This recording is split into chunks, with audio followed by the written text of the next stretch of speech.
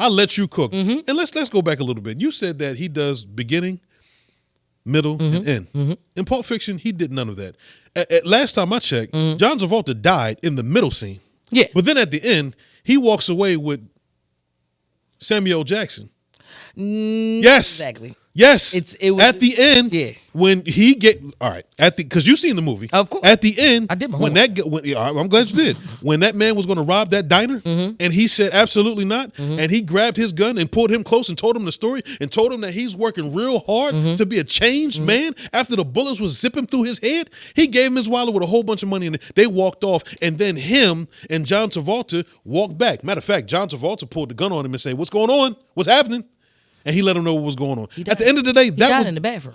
Who? He died in the bathroom. That was right before he went to the bathroom. The ending of the movie was set in the middle. Like the ending was the middle of the movie. Go ahead, though. Keep going. No, say it again. Say it again. The ending of the movie Right. was actually the middle. Ladies So and we had gentlemen, to understand the ladies and backstory, gentlemen, too. do we count 1, 2, 3, or do we count 2, 3, 1? We count beginning, middle, and the end. What you just say? The middle was in the end. And the end was in the middle. One more for the crowd. I said the beginning was the beginning, the middle was the end, and the end was the end. But it was also the middle of the end. So where they ended it in the middle was actually the end.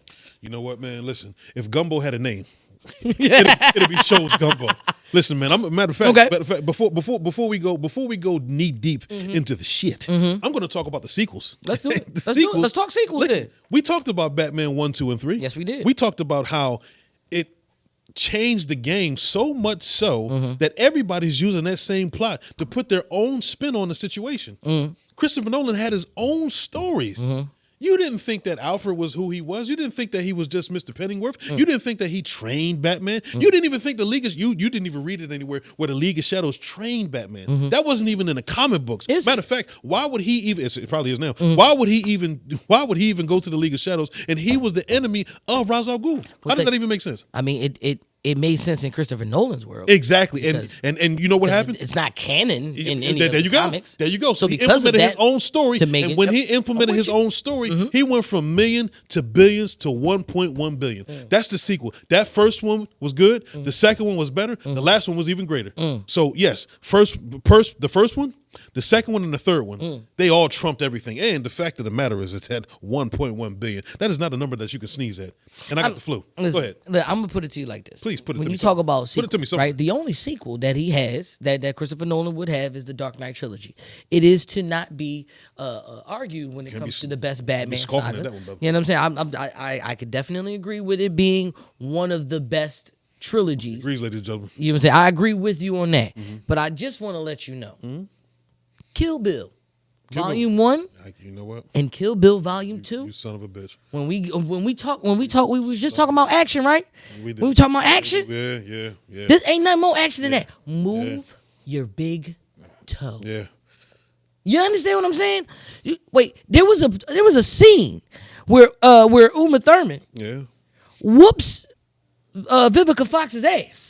Right? Smokes her. No, she won. She didn't. No. No. She didn't beat her ass. She won. She got the best. Yeah, she got. She won. She beat her. She beat her. She beat her. She didn't whoop her ass. She beat her in front of her daughter, and she looks at her. No. She killed her in front of her daughter. She killed her. Beat her. You're right. She killed her. She killed her in front of her daughter. Yep. He killed her in front of her daughter. He did. And then she looked at her daughter and said, "When you're ready, I'll be waiting."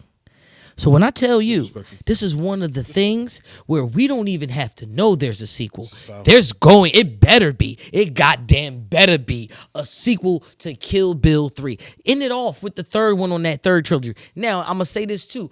When you talk about sequels, even though Christopher Nolan has that trilogy, all through Quentin Tarantino's movies, there is homage, there is some type of drawback or kickback to a certain other movie or homage to another movie that he's done. So I know in Django Unchained, in the Bounty Hunter one, Craig Coons was one of the guys from Inglourious Bastards. Yeah. I do know that in Reservoir Dogs, I believe it was Mr. Blonde, his last name was actually Vega. Vega was the connection to John Travolta's character, Vincent Vega. That was his brother. Yeah. So there are references where it is connected but not really connected, and it's all across all 10 of the movies. Now, you want to talk about great sequels? If we talking about box office numbers, yeah, Christopher Nolan's going to get that with Batman. Say that again? That is it. Christopher Nolan's going to get that back with the sequels when it comes to the Batman. But he needed the Batman saga to push the way that it did. Kill Bill, it's fire on its own. Kill Bill gets the sequel on its own. Kill Bill makes the numbers and does everything, and the storyline is original. There is no comic for how much did Kill Bill do?